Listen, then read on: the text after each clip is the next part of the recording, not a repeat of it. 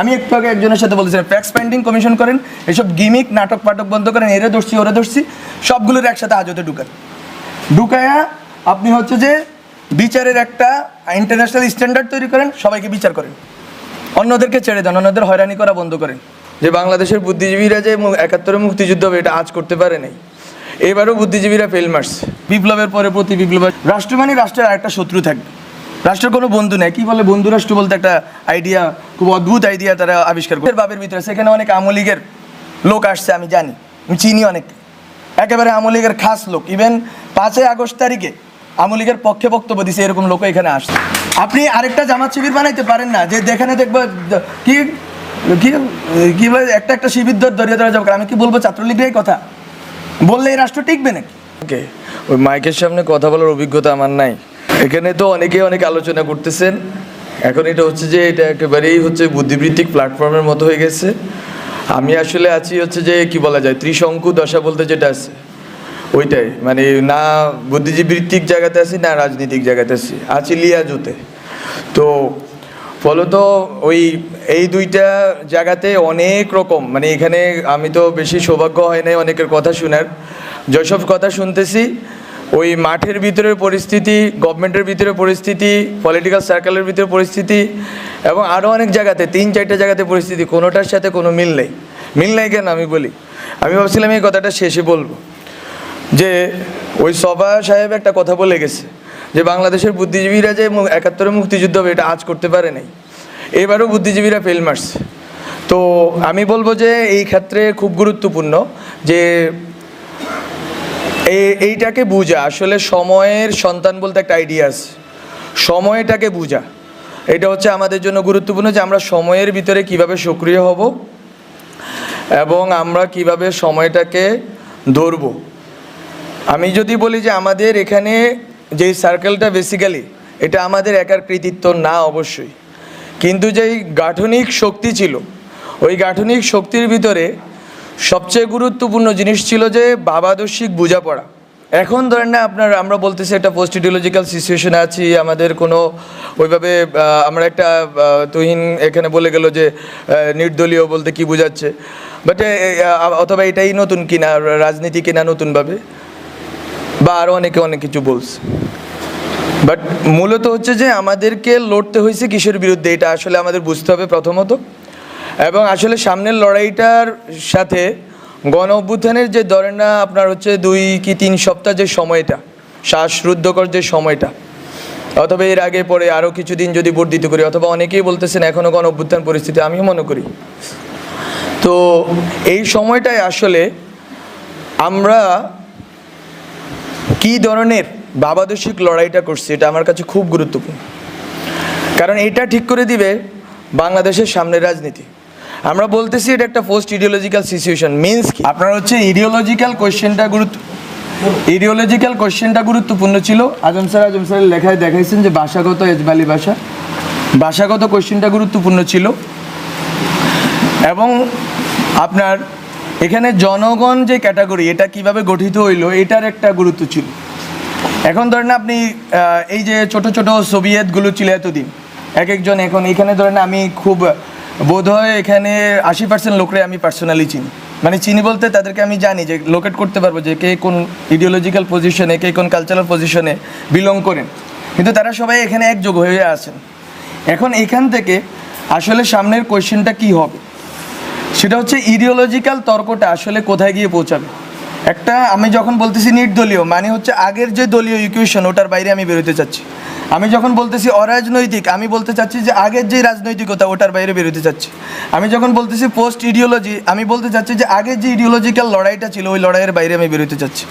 ফলত এই যে নতুন মুহূর্ত, এই মুহূর্তটা কিন্তু আমাদের বুদ্ধিভিত্তিক গবেষণার বিষয় না, এটা হচ্ছে সর্ট অফ আমি কি বলবো সজ্ঞার বিষয়, ইনটুইশনের বিষয়, যে আমরা যখন 20 দিনে ছিলাম আমরা কি আসলে কে কাকে কতটুকু শত্রু গণ্য করছি, আমাদের ভিতরে সংহতির আইডিয়াটা কেমন ছিল, আমরা কাকে বন্ধু গণ্য করছি কাকে শত্রু গণ্য করছি, আমরা কাকে ইডিওলজিক্যালি ফাইট করছি কাকে ইডিওলজিক্যালি আমাদের মিত্র মনে করছি। ওই 20 দিন 25 দিন 30 দিনের যেই আমাদের যেই রাজনৈতিকতাটা হয়েছে এটাকেই হচ্ছে যে আমাকে বারবার রিএনেক্ট করতে হবে, এটা হচ্ছে আমার জায়গা থেকে কথা। ওই থিয়েটারে কিছুদিন আমি কাজ করছি, ওখানে আমাকে একটা জিনিস বুঝায় যে, বা এটা আপনারা বুঝেন, এখানে অনেকেই থিয়েটারের লোক আছে, রিঅ্যানেক্ট করা। আমরা যখন কালকে কিন্তু নাহিদ একটা কথা বলছে, আরেকবার গণঅভ্যুত্থানের দরকার হইতে পারে। আমরা জানি যে বিপ্লবের পরে প্রতি বিপ্লব আসে, এটা কিন্তু আমি লিখছি ইভেন বিপ্লব হওয়ার আগেও, যার একটা প্রতি বিপ্লব দিয়ে আসবে। এখন এটা কিন্তু এরকম না যে আতঙ্ক, এই কে নিয়ে যাবে রে, আমাদেরকে মেরে যাবে রে, এরকম না ঘটনা।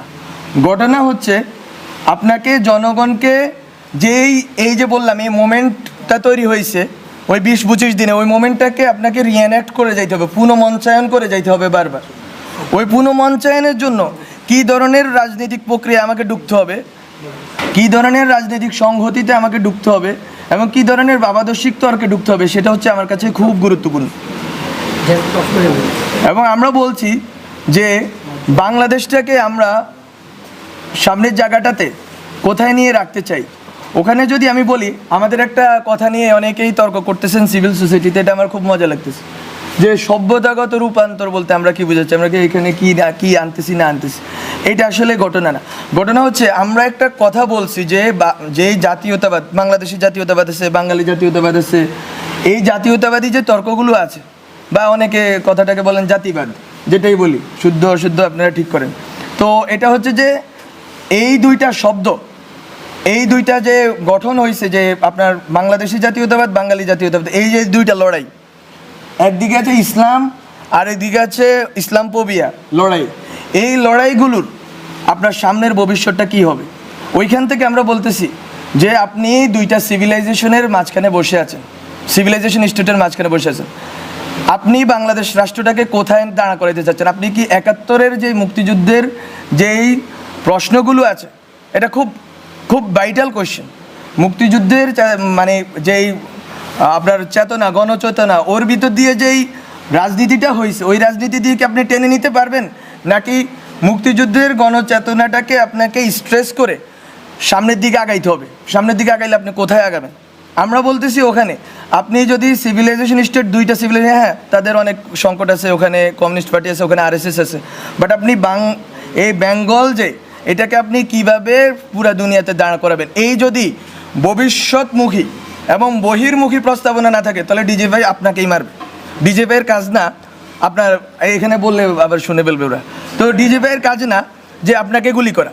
ডিজিএফআই অথবা বাংলাদেশের যে NSI বা যারা সিকিউরিটির, তাদের কাজ বেসিক্যালি কি, রাষ্ট্র মানে কি বুঝি আমি, রাষ্ট্র মানে রাষ্ট্রের আরেকটা শত্রু থাকবে, রাষ্ট্রের কোনো বন্ধু নেই। কী বলে বন্ধু রাষ্ট্র বলতে একটা আইডিয়া, খুব অদ্ভুত আইডিয়া তারা আবিষ্কার করছে। বন্ধু রাষ্ট্র বলতে তো কোনো কিছু নাই, প্রত্যেকটা রাষ্ট্রই তার, এই যে আজকে আমার বাদ ছেড়ে দিল, ছেড়ে দিল, তো এটা তো এরকম অনেকে বলতেছে এটা রাজনৈতিকভাবে আমাদের বিরোধিতা করতে হবে, করবো, কিন্তু রাষ্ট্র তো এমন একটা জিনিস, সে তার স্বার্থটা দেখবে। তো বন্ধু রাষ্ট্র বলতে কোনো আইডিয়া নেই। বলো তো আমি রাষ্ট্র জিনিসটাকে কীভাবে ডিল করবো? এখন যখন আমার দুই পাশে দুইটা সিভিলাইজেশন স্টেট দাঁড়ায় আছে, আমি আসলে কিভাবে ডিল করলে বাংলাদেশের বিশিষ্ট অবস্থানটাকে, এটা আমাকে যদি কেউ ব্যাখ্যা করে বলতে পারেন বলে, যে আমি কেন বাংলাদেশ রাষ্ট্র নামে দাঁড়াই থাকতে হবে, আবার কী জন্য দাঁড়াবো? আমি কি 71 দিয়ে ওই ইকুয়েশন সলভ করতে পারছি কিনা? যদি সলভ করতে পারতাম তাহলে বেশিরভাগ দাঁড়াইলো কেমন 71-এর উপরে?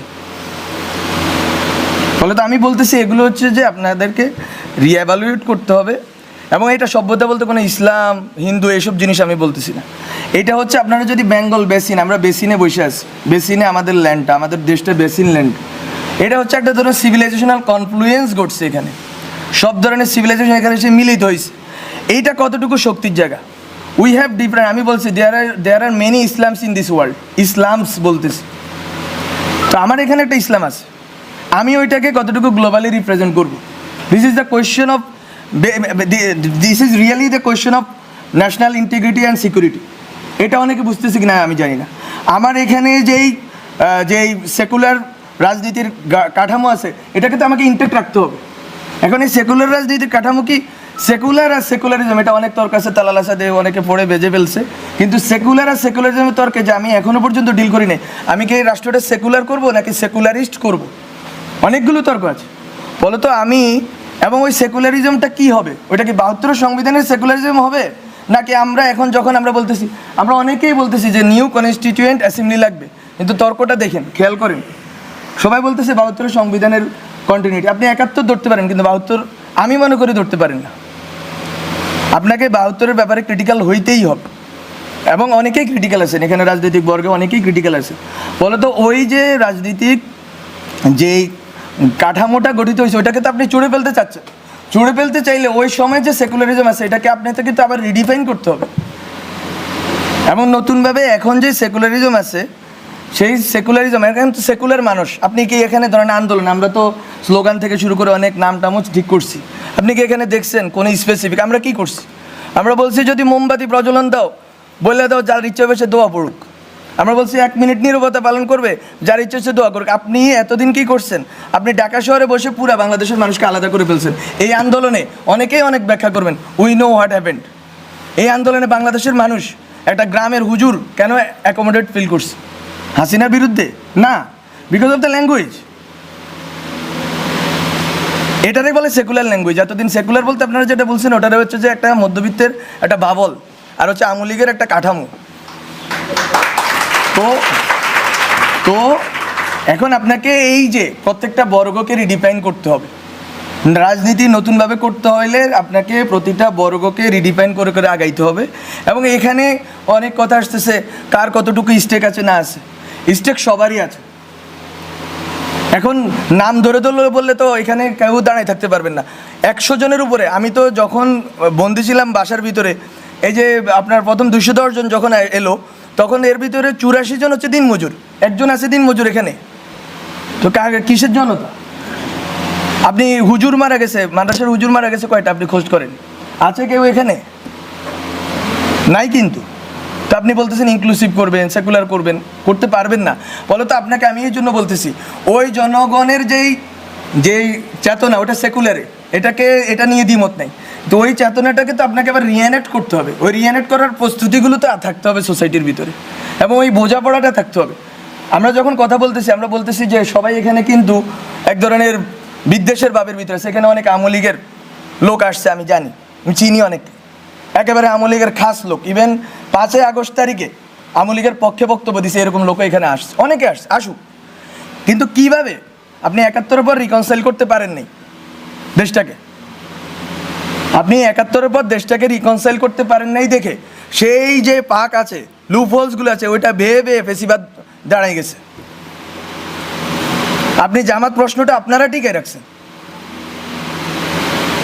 ফলত এখনও একই লুপ হোলস তৈরি হবে কিনা। আমি আওয়ামী লীগ নিষিদ্ধ করে দিব, নিষিদ্ধ করব কিসের প্রক্রিয়া করব? আওয়ামী লীগ যারা বিশ্বাস করে, আওয়ামী লীগে যারা ইমান আছে যাদের, তাদেরকে আমি কীভাবে ডিল করবো? তারা তো আমার সোসাইটিতে আছে, তারা তো নাগরিক। একটা টার্ম নিয়ে অনেকেই বিরোধিতা করতেছেন, ছাত্র নাগরিক কেন বলতেছি? বিকজ আমি স্টেট চাই, স্টেটের সিটিজেন থাকে, পিপল অবশ্যই থাকে। পিপল তো কাঠামো, প্রথমকার কাঠামো। আমি বলতেছি এটা ভবিষ্যমুখী হিসেবে, এটা নিয়ে আমরা আরেকটা তর্ক আরেকবার করবো। কিন্তু আমি বলতেছি যে এখানে আওয়ামী লীগের যে লোকগুলো আছে তাকে আপনি কীভাবে রিকনসাইল করবেন? আপনি কি আরেকটা সুযোগ দিবেন ভারত বা অন্য রাষ্ট্রগুলোকে যে এই দেশটাকে বিভাজন করে আরেকটা গণজাগরণ মঞ্চ হবে, আরেকটা সেই হবে, এবং এর ভিতর দিয়ে আবার দেশটাকে বিভাজন করা হবে এবং ফেসিবাদকে টিকে রাখা হবে? এটা বিএনপির ফেসিবাদ হইলেও তো এটা বিরোধিতা আমার করতে হবে। ফলে তো এই কোয়েশ্চেনগুলো আপনারা মাথায় রাখেন যে রিকনসিলিয়েশন প্রসেসটা কী হবে এই নেশনের। এই দেশের মানুষগুলো একজোট হবে কিভাবে? এই দেশের মানুষগুলো এই যে 20 থেকে 25 দিন একটা ধারণাকে একটা জায়গায় এসে একমত হয়ে গেছে, এবং ওখানে কোনো বিভাজন ছিল না। ওই বিভাজন এই যে ছিল না, এটাকে আপনি রিঅ্যানেক্ট করবেন কিভাবে? আমি বারবার এই কথাটাই বলবো, রিঅ্যানেক্টমেন্ট নিয়ে ভাবতে হবে। এবং এখানে এখানে এই যে কথাগুলো বললাম, অনেক অগোছালো কথা বললাম, বেশি কথা বলেন নাই। কিন্তু আমি বলবো যে আমরা একটা কোয়েশ্চেনকে ডিল করছিলাম যখন আমরা বিভিন্ন আড্ডা চক্র পাঠচক্র করছি যারা আন্দোলনের নেতৃত্ব দিচ্ছে তাদের সাথে। সেটা হচ্ছে আমরা তখন দেখতাম যে বিএনপি 31 দফা দেয়, 28 দফা দেয়, ওটা দফা দেয়, কিন্তু কোথাও সমাজ নিয়ে কথা নেই। সবাই রাষ্ট্র নিয়ে ব্যস্ত। রাষ্ট্র কি এমনি তৈরি হয়ে যায়? বায়বীয় জিনিস। সমাজের ভিতর দিয়ে তো রাষ্ট্রটা গড়ে উঠবে। এখন আপনি সোশ্যাল ফেসিজম রাইখা কেমনে আপনি রাষ্ট্রীয় ফেসিজম দূর করবেন? সোসাইটির ভিতরে যে ফেসিজমের যে বিভিন্ন প্রবণতা, সেটা ধর্মীয় জায়গা থেকে হইতে পারে, এটা বিভিন্ন চেতনাগত জায়গা থেকে হইতে পারে, এটা ঐতিহাসিক বিভিন্ন স্মৃতির কারণে হইতে পারে। সেই জিনিসগুলোকে আপনারা না ডিল করে রাষ্ট্রকে কীভাবে ফেসিস্ট মুক্ত করবেন? আমরা কিন্তু এই কোয়েশ্চেনটা করছি, এবং ওই জন্য আমরা 2টা টার্ম বলছি যে দায় ও দরদের সমাজ। ওগুলো টার্মিনোলজির খেলা, আপনারা অন্য নামও দিতে পারেন ওগুলোর। কিন্তু কথাটা এখানে যে মিলবো কিভাবে আমরা। আমার আমার নেশনকে আমি একযোগে এক জায়গায় দাঁড় করাবো কিভাবে? আপনি যখন ইউক্রেন কোয়েশ্চেন আছে, শশী থারুর এবং মোদির কথার ভিতরে কোনো ডিফারেন্স নাই। আর আমি যখন এখানে ইউক্রেনের কোয়েশ্চেন আছে, বিএনপি আমেরিকাপন্থী, ওই আওয়ামী লীগ হচ্ছে ভারতপন্থী বা রাশিয়াপন্থী। তো নেশনটা কোথায় দাঁড়ায় আছে? স্টেট বলতে যে জিনিস, স্টেটটা তো এমন একটা জিনিস হইতে হবে যেটার ভিতরে একটা রিকনসাইল্ড প্রসেসের ভিতর দিয়ে আমি এক জায়গায় গিয়ে দাঁড়াবো। আমার দেশটাকে তো আমি এক জায়গায় দাঁড়া করে রাখতে হবে, ওইটা তো আমি রাখতে পারিনি। এবং এখনও আরেকটা সম্ভাবনা তো রয়েছে, রাখতে পারবো না। আমি কোনো রকম এরকম বলতেছি না ব্ল্যাঙ্ক চেক দেন।